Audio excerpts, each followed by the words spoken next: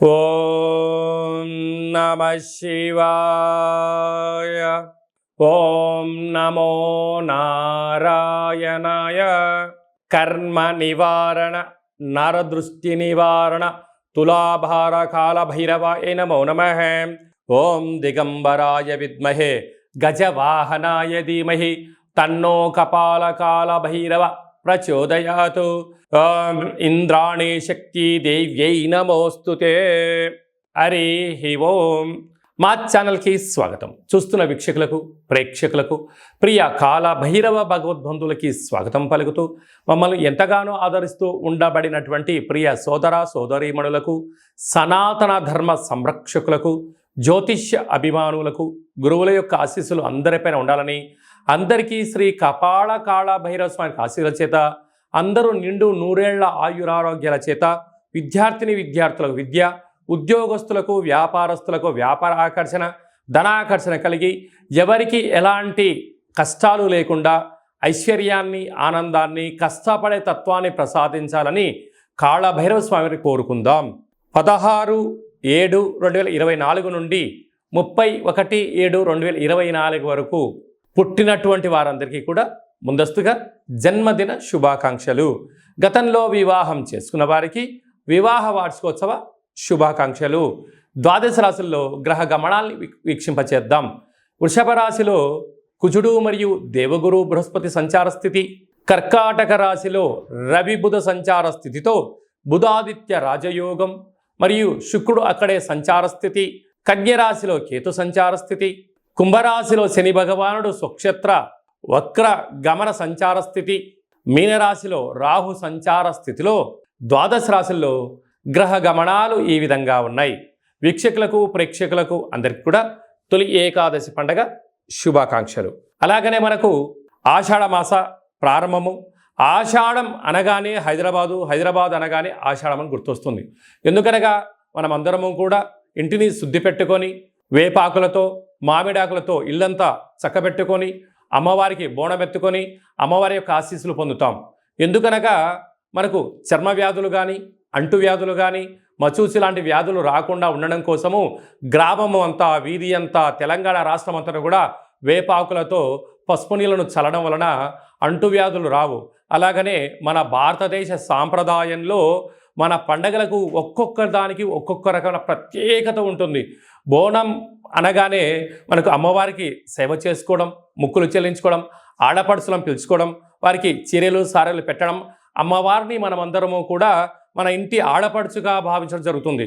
పోతురాజులు అందరూ కూడా స్వామివారి యొక్క అమ్మవారి యొక్క సేవలో నిమగ్నమై ఉండడం జరుగుతుంటుంది. కనుక మనమందరం కూడా అమ్మవారి సేవ చేద్దాం, అమ్మవారి యొక్క ఆశీస్సులు పొందుతాం.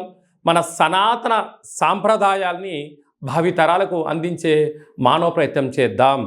అలాగనే దక్షిణాయన ప్రారంభము కనుక మనకు ఉపవాసాలు, యజ్ఞాలు, యాగాలు, క్రతువులు చేసుకునేటువంటి ఆయన కనుక మనమందరము కూడా భక్తి తత్వంతో ఉందాం, తల్లిదండ్రులను గౌరవిద్దాం, అమ్మవారి యొక్క ఆశీస్సులు పొందుదాం.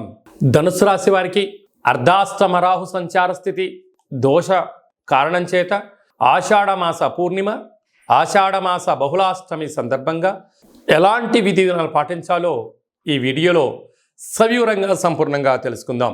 ధనుసు రాశిలో ఏ నక్షత్రాలు వస్తాయనగా పూర్వాషాఢ నక్షత్రంలోని 4 పాదాలు, మూలా నక్షత్రంలోని 4 పాదాలు, ఉత్తరాషాఢ నక్షత్రంలోని 1 పాదం కలిపితే ధనుసు రాశి అవడం జరుగుతుంది. చాలామందికి పుట్టినటువంటి కాల సమయంలో డేటా ఆఫ్ బర్త్లో లేనటువంటి కారణం వలన పేరు యొక్క మొదటి అక్షరాన్ని అనుసరిస్తూ రాశిని తెలుసుకునే ప్రయత్నం చేద్దాం.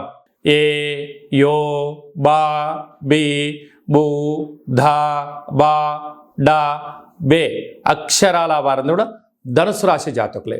ధనుసు రాశి యొక్క అధిపతి దేవగురు బృహస్పతి. వీరికి తృతీయంలో శని భగవానుడు వక్రగతి స్వక్షేత్రంలో సంచారము చేయడం వలన తల్లిదండ్రులతో, అన్నదమ్ముళ్లతో, అక్కా చెల్లెలతో పార్ట్నర్షిప్ వ్యవహార కార్యక్రమాలు చేసే వాళ్ళందరూ కూడా ఒకవైపు మీరు ఒకవైపు ఉండడం జరుగుతుంటుంది.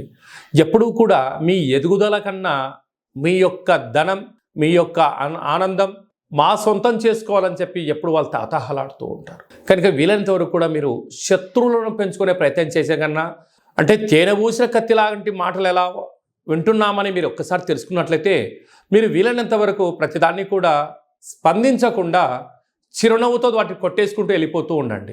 మాట్లాడారనుకోండి, మీరు ఇది మాట్లాడారని చెప్పి మమ్మల్ని పాయింట్అవుట్ చేస్తారు. చిరునవ్వుతో నవ్వుతూ వెళ్ళిపోయారనుకోండి, అది ప్లస్ఓ మైనస్ఓ ఎదుటి వ్యక్తికి అర్థం అవ్వదు. క్యూరియాసిటీతో విజయం మీ సొంతం అవుతుందని చెప్పి మీరు గమనించాలి. అర్ధాశ్రమ రాహు, మీ యొక్క శ్రమ వారికి ఎదుటి వ్యక్తి అవసరం లేదు, మీరు ఎంత కష్టపడ్డారో అనేది అవసరం లేదు. ఫైనల్గా శ్రమ మీది, ఫలితం పక్కవాడిది అన్న పరిస్థితి ఉంటుంది. ఎవరో కాదు, మీ ఇంట్లో బంధువులే, మీ స్నేహితులే, మీ సన్నిహితులే. మీ కష్టం కన్నా మీ యొక్క ఆదాయం వారికి కావాలి అని అనుకుంటూ ఉంటారు. కనుక దయచేసి అప్పులు ఇవ్వద్దు, అప్పులు రెండూ తెచ్చుకోవద్దు. వీలైనంత వరకు మీరు ఏదైనా ఒక పని ప్రారంభించేటప్పుడు విజయం సాధించేంత వరకు మీరు మౌనంగా ఉండే ప్రయత్నం చేయండి. విజయానికి అడ్డంకులు ఉండవు అని చెప్పి మీరు గమనించాలి. అది కాకుండా 6వ స్థానంలో కుజుడు, 6వ స్థానంలో గురువు. అంటే ఒకవైపు స్థిరాస్తులు సంపాదించాలి, గృహాలు కొనాలి, వాహనాలు క్రయ విక్రయాలు చేయాలనుకుంటూ ఉంటారు. మంచి కాలమే, కానీ సమయం ధనం వృధా చేసుకోకుండా ఉండగలిగితే యోగం. పోతే అష్టమ స్థానంలో ఆయుస్థానంలో రవి, బుధుడు, శుక్ర సంచార స్థితి ఉండడం వలన చిన్న చిన్న విషయాలను మీరు ఆవగింజను బుద్ధత్వంలో చూస్తే అది గుమ్మడికాయలా కనపడుతుంది. కనుక అలాంటి విషయాలు మీరు పట్టించుకున్నట్లయితే నిద్రలేని రాత్రులు గడపడం, దీర్ఘకాలికమైన వ్యాధులు రావడం, అలాగనే శరీరంలో రక్తహీనత లాంటి కానీ, బ్రెయిన్ స్ట్రోక్ కానీ, నరాల బలహీనత కానీ వచ్చే అవకాశాలు చాలా అధికంగా ఉంటాయి. అదే కాకుండా దూర ప్రయాణాలు, జల ప్రయాణాలు, దూరంగా ఉండడం, నిప్పుతో, నీటితో, మాటతో, యంత్రాలతో, ఫోన్లతో, వాట్సాప్ స్టేటస్లతో మిమ్మల్ని కొందరు ముంచెత్తడము, మిమ్మల్ని మాయలో పెట్టే పని చేయడం జరుగుతుంటుంది. వాహన ప్రమాదాలు పొంచి ఉన్నాయి, తస్మాత్ జాగ్రత్త. ఇలాంటి కాల సమయంలో మనకు ఆషాఢమాసం అనగానే అమ్మవారికి బోనం కార్యక్రమాలు చేస్తూ ఉంటాం. కనుక ఒక ఎర్రటి గుమ్మడికాయలో కుష్మాండ దీపాన్ని ఏర్పాటు చేసుకొని ఇంట్లో నుంచి మేళతాళాల చేత అమ్మవారికి యథాశక్తిగా ఈ దీపాన్ని సమర్పించడం, గండ దీపాన్ని ఏర్పాటు చేయడం, కష్టాలు తొలగిపోయి ఐశ్వర్యానికి స్వాగతం పలుకుతారు అని చెప్పి గమనించాలి.